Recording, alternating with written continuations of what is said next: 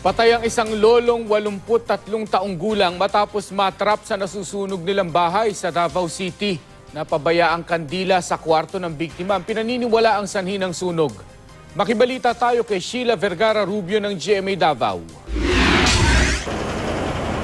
Sa loob lang ng ilang minuto, 4 na bahay ang natupok at 3 ang partially damaged sa Barangay Dalyao sa Turil, Davao City kaninang alas 2 ng madaling araw. Dahil gawa sa light materials ang mga bahay at sa lakas ng hangin, mabilis kumalat ang sunog. Pagmata na ko sir, akong mga bata, akong ibunlutin kay uhol naman sa mga pader na. Kahoy man mo akong ibunlot ng mga bata kay natulog ko man sila. Bunlot ako, dito gyagi sa kuan, isa ra ng dalan mo na sir. Kanira dalan na mo. Dito ambak sa tanan sa pader. Kumusulti ta og light materials, dali ra kay na siya. So single bungalow would take 5 minutes para masunog totally.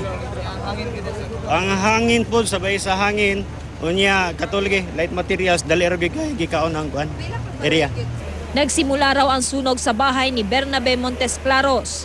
Namatay ang 83 taong gulang niyang lolo na si Anastasio sa loob ng kwarto nito matapos hindi na makalabas. Pagmata na ko, kayo na. Imong papa, wala na niyo nakuha? Wala na, kay diri, wala naman, higa naman. Di na masulod. Di na yung masulod. Yambak na kong pikas, kuan. Asa nagsugod ang kuan? Wala diri.